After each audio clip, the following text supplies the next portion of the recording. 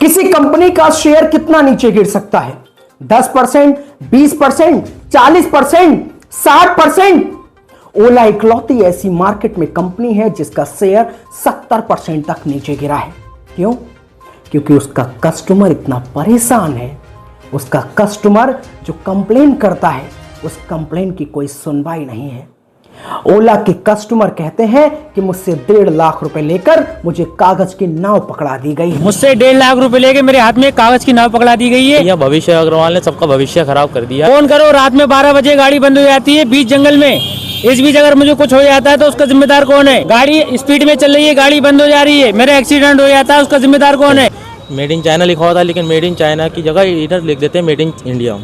ये बेंगलुरु में बनती है गाड़ी। नहीं ओला आती है तो वो पार्ट निकाल के हमारी गाड़ी पे लगा देते हैं, वो पार्ट किसी और की गाड़ी में निकाल देते हैं। तो इसी कारण मेरा पार्ट इन लोगों ने ओरिजिनल पार्ट निकाल के कहीं किसी और गाड़ी में लगा दिया है।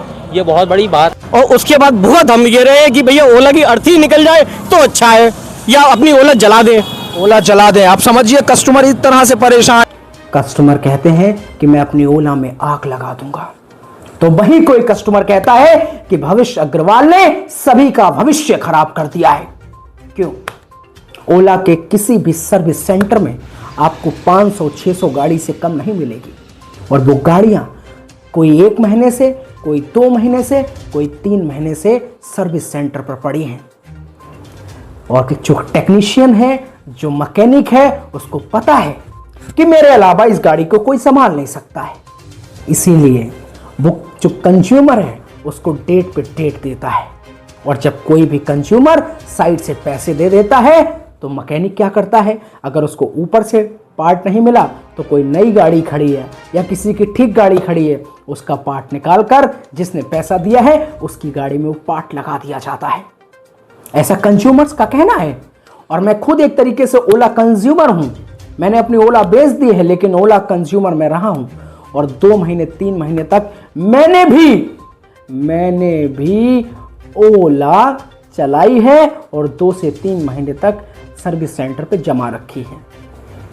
किसी शख्स के पास एक ही गाड़ी है, ओला। अब ओला तो जमा हो गई, अब वो क्या करेगा? 1.5 लाख रुपए डाल के उसने ओला स्कूटी खरीदी कि वो अपने डेली यूज़ के लिए, अपनी जॉब में यूज़ कर सके। लेकिन अब वही ओला उसकी सर्विस सेंटर पे जमा हो गई, जहां से वो लाया था वहीं जमा हो गई। अब वो क्या करे? वो तो ऑलरेडी 1.5 से 2 लाख रुपए पे कर चुका है। अब वो दूसरी गाड़ी कैसे ले? उसकी तो अभी ओला की ही EMI चल रही है। लेकिन ओला कंपनी नहीं समझती है। ओला के मैकेनिक कहते हैं कि मुझे ऊपर से पार्ट्स नहीं मिल रहे, और जो कंपनी कहती है कि वो मैकेनिक ठीक से काम नहीं कर रहे। लेकिन पिस कौन रहा है? पिस रहा है इन सब के बीच ओला कंज्यूमर। ओला का इतना गंदा फीडबैक है। ओला का सर्विस सेंटर है, उसमें आपको 500 से 600 गाड़ियां मिल जाएंगी, और आप ओला के अगर सर्विस सेंटर चले जाएं तो आपको इतना गंदा फीडबैक मिलता है, इतना ज़्यादा कंज्यूमर परेशान है कि कोई कंज्यूमर तो कहता है कि मैं आत्महत्या तक कर लूँगा।